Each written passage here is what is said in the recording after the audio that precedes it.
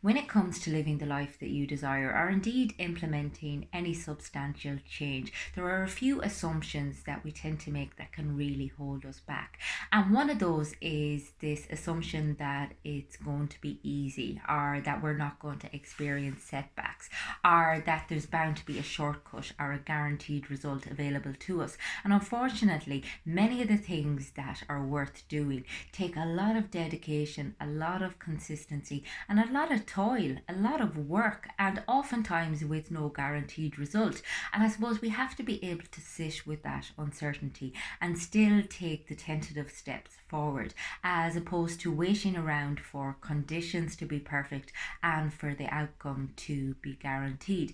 Another area that we tend to slip up is assuming that the little things don't make a difference. And we tend to think that our behaviors and our thoughts don't have a huge influence over the overall result. We think that it's all about the grandiose actions as opposed to the small incremental thoughts and behaviors and feelings that we experience on a daily basis that actually make up our life and that actually dictate who we are. And the more aware we are of our thoughts and feelings, the more likely we are to behave in a manner that is appropriate and in alignment with the person it is that we want to become.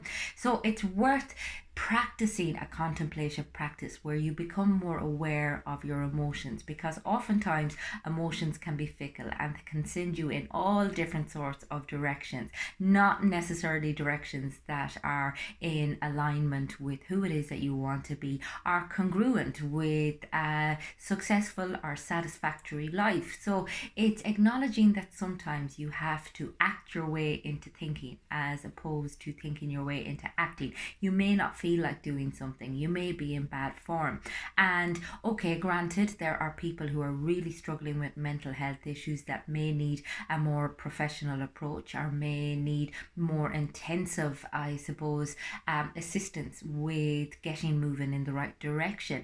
But for a lot of people, it's about taking those first few steps. It's about acting your way into where it is that you want to go, as opposed to overthinking, over analyzing, waiting for conditions to be perfect. And even if you are struggling with your mental health, oftentimes it's about doing just one little thing that can, I suppose, move you forward as opposed to keeping you in that very dark place. You know, it's even doing something simple like having a shower or going for a brisk walk for 5 minutes. We underestimate the value of doing a small simplistic thing. We tend to oscillate between doing everything or doing nothing at all, and oftentimes it's just about doing a little bit. It's about remaining consistent in whatever way you can on any given day and continuing to show up. So having a relatively good emotional intelligence is so important, because our emotions dictate so much of how we think and what we do. Also being aware of our thought processes, recognizing that we construct all of these stories, usually negative, about why we shouldn't do things and how we're bound to fail, and that oftentimes these stories are untrue. They're very much based on other people's opinions that we internalized in our past that have no bearing whatsoever on our capabilities as a person. And we need to be able to challenge those stories. And it's easier said than done, because those stories sound very true and very convincing. But it's recognizing that unless you get to grips with your thought processes and your feelings, you are always going to go round in the same circles again and again, and wonder then why you feel dissatisfied and berate yourself for the fact that you're not able to break free of a life that isn't giving you any satisfaction or any joy. It's also recognizing as well that none of us is entitled to an easy life, nor are we entitled to a life without struggle. In fact, struggle is ubiquitous. I mean, we all come across it on a daily basis, a weekly basis, a monthly basis, depending on just what life throws at us.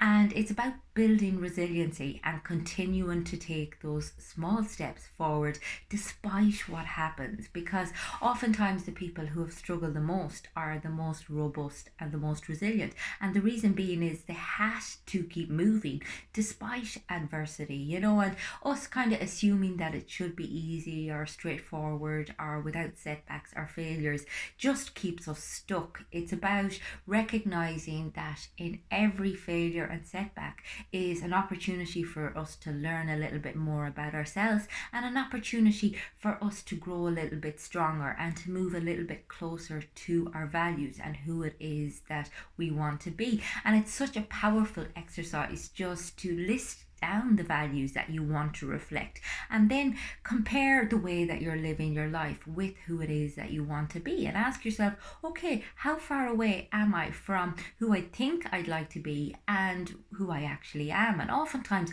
there's a significant gap there, and it's about kind of decreasing that gap a little bit. It's not that you're ever going to be this perfect human, but it's just about recognizing that without conscious mindful effort you're never going to become who you want to be. And it's recognizing as well that oftentimes the importance that we place on who it is that we want to be isn't necessarily reflective of what it is that we truly need to be. We tend to look at material stuff, we tend to materialistic stuff and very superficial stuff and think, oh yeah, that's what I want. And the reality is we really benefit mentally, emotionally and spiritually when we follow a path that leads us to a more meaningful way of living, where we serve others, where we show up authentically, and where we're very self-aware as opposed to being very self-centered and very egocentric. And last of all, be gentle and compassionate and forgiving and patient with yourself. We tend to be our own worst enemy. We tend to hammer ourselves. We compare ourselves to others on an ongoing basis. And unfortunately, all we do is reject ourselves in the process. And it's recognizing that when we're giving ourselves a hard time, the likelihood of us actually becoming who we want to become is very slim. Whereas when we show ourselves compassion and forgiveness, when we're very realistic about our progress, our lack thereof, and when we avoid this compulsion to compare ourselves to others and just recognize our own journey as an authentic process, something that we need to develop for ourselves, we're so much better off, and it's recognizing our own worth, recognizing who we are and recognizing what we have to offer the world. And the more we tap into who it is that we actually need to be, as opposed to who it is that we think we need to be for the approval of others, the more likely we are to feel peaceful and experience that kind of meaning, the fulfillment that comes with living the life that you were always destined to live. Hope everyone's having a great day. I'll talk to you again soon.